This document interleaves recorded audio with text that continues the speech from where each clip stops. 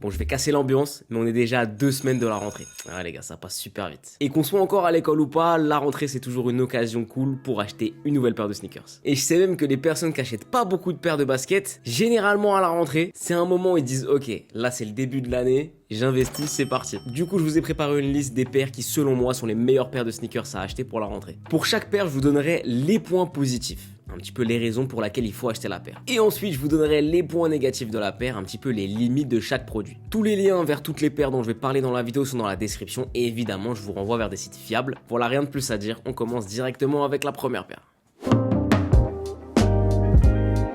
Alors on commence avec la ASICS Gel NYC. Alors j'ai pas forcément de coloris à proposer plus qu'un autre. J'aime autant le coloris un peu gris beige qui je trouve passe un peu partout et rend super bien, que d'autres coloris un peu plus forts comme par exemple la saumon et bleu que je trouve vraiment pas mal. C'est une paire qui est très tendance récemment, j'ai appris, bon moi je suis un gros boomer, je vais pas sur TikTok, mais on m'a dit que grâce à TikTok c'est une paire qui avait pété et qui du coup commence à être pas mal réputée et c'est vrai qu'en faisant attention, je la vois de plus en plus dans la rue, mais pour moi je pense que c'est pas uniquement grâce à la tendance TikTok. Déjà, moi je trouve que c'est une paire qui a de la gueule, elle est vraiment belle. Ce qu'on peut reprocher à ASICS, c'est en général de faire un peu les paires de running par défaut. Mais là je trouve que c'est vraiment pas le cas. Cette ASICS Gel NYC, je trouve qu'elle se démarque un peu des autres ASICS par son côté à la fois un peu running mais en même temps un peu premium. Je trouve que ça se voit au niveau des matériaux qu'elle rend pas vraiment paire de running par défaut. Moi par exemple j'adore la Gel Kayano 14, mais la Gel Kayano 14 peut faire paire de running un peu standard, comme je disais, un peu par défaut. Là, sur la GNYC, elle fait un petit peu plus lifestyle, en même temps un peu plus premium selon les matériaux. Et je trouve qu'on a une espèce d'hybride entre du running, du premium, et ça marche plutôt bien. En plus de ça, c'est vraiment simple à porter. Jean, cargo, jogging même, on peut la porter un peu avec n'importe quoi, selon le coloris qu'on a. Évidemment, on va parler du facteur prix, 150 €, il n'y a pas de revente dessus, franchement c'est un très bon point. J'aimerais parler du confort, alors j'ai jamais testé cette paire là, mais toutes les ASICS que j'ai testées, c'était vraiment agréable à porter. J'ai aucun doute sur le fait que cette Gel NYC elle soit vraiment confortable. On a donc une paire qui a de la gueule, qui coûte 150 €, qui a l'air et qui je pense est plutôt confortable, qui se porte facilement. En vrai elle coche pas mal de cases et franchement je trouve que c'est un très bon compromis entre une paire de sneakers un peu running, un peu lifestyle, elle fait vraiment le taf. Maintenant on est obligé de parler de 2-3 points négatifs et du coup évidemment vu que cette paire est tendance, on va quand même globalement la voir un peu partout. Si tu veux absolument te démarquer des autres, je suis pas sûr que ce soit la paire à acheter. Je trouve qu'on a aussi une vraie limite quand on parle de coloris. Si on enlève le blanc, beige, gris, noir, alors moi ça me dérange pas, c'est des coloris que je porte quasiment tout le temps. Mais en dehors de ça, il y a certains coloris très cool, mais il n'y a pas grand chose à se mettre sous la dent. Et c'est vraiment dommage parce que personnellement j'ai l'impression que si on enlève les top marques du marché, donc aujourd'hui Nike, Adidas, New Balance, il n'y a rien vraiment qui va pouvoir propulser un modèle et c'est dommage parce que des fois c'est en se démarquant avec des très bons coloris, pas forcément communs, mais qui vont vraiment mettre en valeur la paire. Ça permet de faire passer des caps à certains modèles. Et là, c'est Gel NYC. Si on enlève les couleurs un peu simples, il y a des trucs cool, mais c'est pas non plus incroyable. Il y a une marque qui m'énerve dans la sneaker, c'est Puma. Pour moi, c'est un potentiel gâché. À chaque fois, il y a des petits trucs un peu cool, mais au final, c'est jamais incroyable. Mais sur ce coup-là, ils ont envoyé une frappe inattendue que j'ai vraiment adorée et je vous parle les amis de la Puma 180. La 180 c'est la paire skate de Puma. On voit cette année c'était la grosse tendance, des paires un peu larges, un peu fat. Clairement la skate shoes, alors c'est une tendance qui a été pas mal impulsée par les marques de luxe, notamment Dior et Louis Vuitton, qui ont fait un tas vraiment remarquable. Le problème c'est que si t'as pas 800, 1000 € à mettre sur une paire, t'as pas grand chose. Et clairement on n'a pas tous ces budgets là à mettre sur une paire.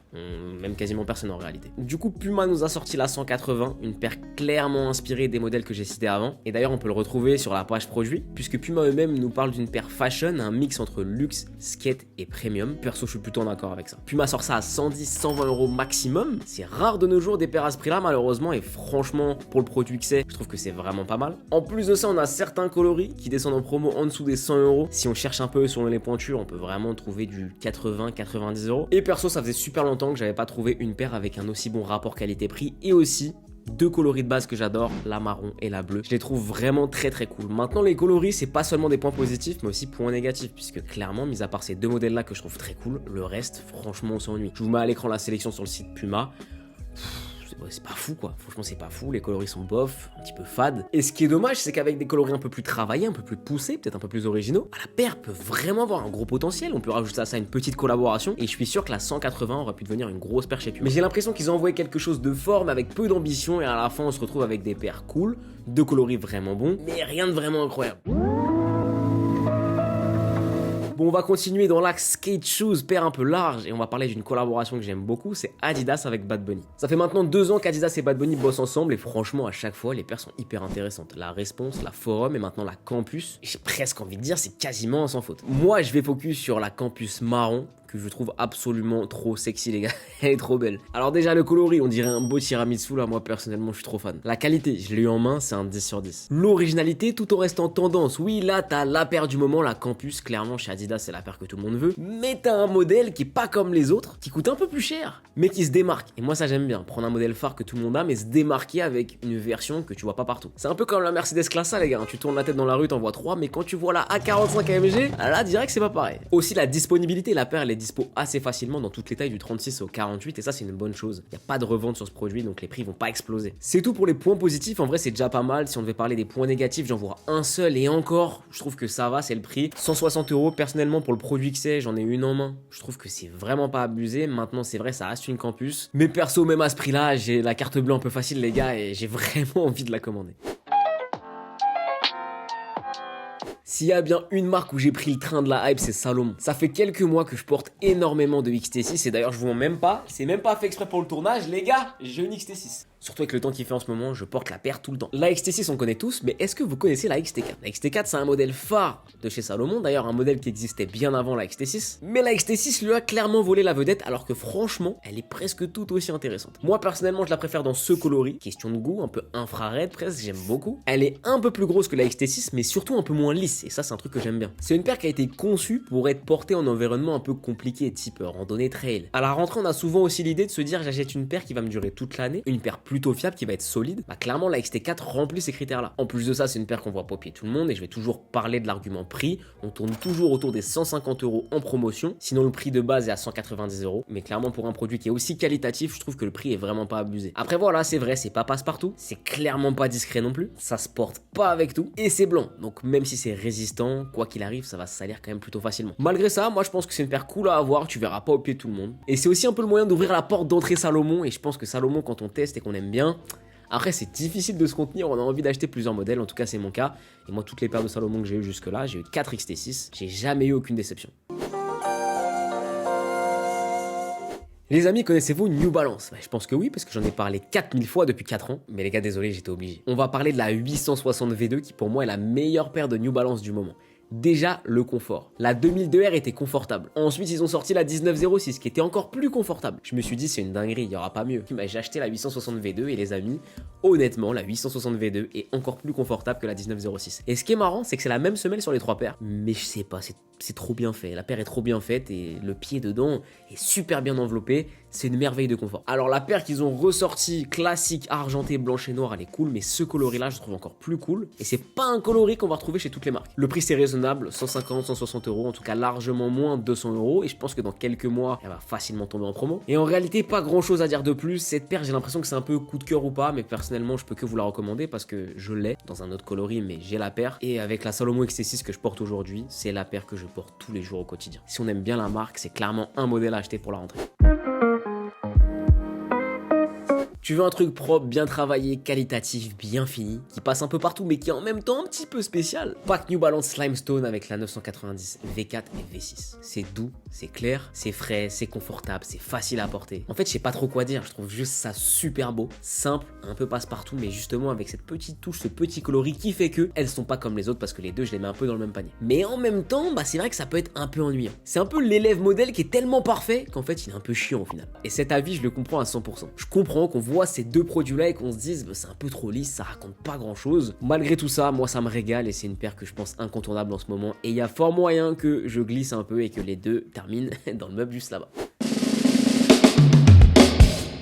J'aime beaucoup Bape. Malgré le fait que oui, la marque je trouve est de moins en moins pertinente et elle a perdu un petit peu son aspect d'origine, j'aime quand même bien. Et je suis quand même faible sur certains produits. Niveau sneakers, la meilleure paire de Bape, c'est la Roadster. Alors on le sait, Bape ils font surtout des bootlegs. Ils reprennent des paires de Nike, Air Force One, Dunk par exemple, et ils les mettent en version Bape. Et personnellement les bootlegs c'est pas un truc qui me parle, j'aime pas trop ça, mais je trouve justement que sur la Roadster, On perd un peu cet aspect bootleg et c'est quelque chose que j'aime vraiment bien. Alors oui, le design n'est pas hyper original, c'est clair, mais toujours plus que les autres paires de Babe. Sur ce modèle-là, je trouve le coloris excellent. Vraiment, les couleurs sont à la fois très différentes et très complémentaires, ça marche super bien. C'est justement le genre de paire assez forte que tu peux porter avec une tenue plutôt sobre et qui justement va ressortir. C'est clairement l'élément fort de la tenue. Maintenant, il y a un point négatif, c'est le prix. On est aux alentours des 300 jusqu'à 315 €. Ouais, c'est relou, clairement c'est relou. En fait, c'est un problème qui est global chez Babe parce que moi, ça me dérange pas de dépenser pour des bons produits, mais la marque au global, hein, tout produit confondu, elle reste trop chère. Après, oui, hein, c'est qualitatif. Les paires de Babe, là, surtout les Roadster, c'est des très bons produits, souvent bien mieux que ce qui est proposé chez Nike, mais clairement, bah, une paire de Air Force One, ça coûte 100 € à peu près, on va dire aujourd'hui 110, 120. Là, on est aux alentours des 300 €. Est-ce que c'est vraiment justifié de tripler le prix? Je sais pas. C'est clairement pour moi que de l'image, mais malgré tout, la paire est super cool. Et si t'as un petit billet à mettre pour la rentrée, ça peut être une très bonne paire à acheter. Il fallait bien que je termine cette vidéo par un craquage.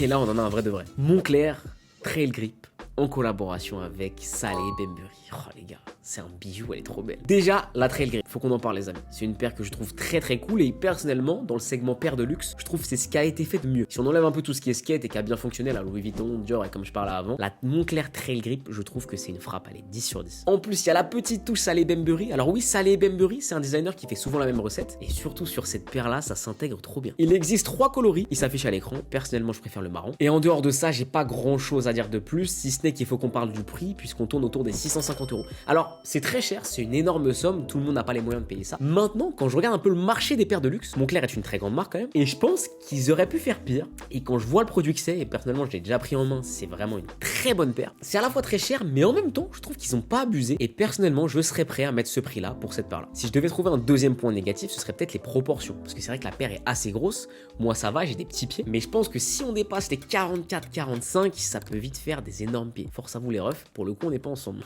En bref, franchement pour moi c'est une des meilleures paires du moment. Et je sais que de temps en temps, j'ai un abonné par-ci par-là qui vient en DM et qui me dit Vince, j'ai 500-600 € à mettre, tu me conseilles quoi? Bah là clairement, si t'as un gros budget à mettre, je te renverrai directement vers cette paire. C'était ma sélection des meilleurs sneakers à acheter pour la rentrée, j'espère qu'elle vous aura plu. Et je suis très curieux de savoir ce que vous allez faire à la rentrée. Qu'est-ce que vous faites dans la vie, quel travail, quelle école? J'avoue c'est de la curiosité, mais vu que je lis quasiment tous les commentaires et que j'y réponds beaucoup, bah, j'aimerais vraiment bien savoir ce que vous faites dans la vie et aussi bien sûr, qu'est-ce que vous comptez acheter pour la rentrée. En attendant, je vous laisse, on se dit rendez-vous semaine prochaine pour une nouvelle vidéo qui j'espère va bien vous plaire. À très vite les potes, ciao.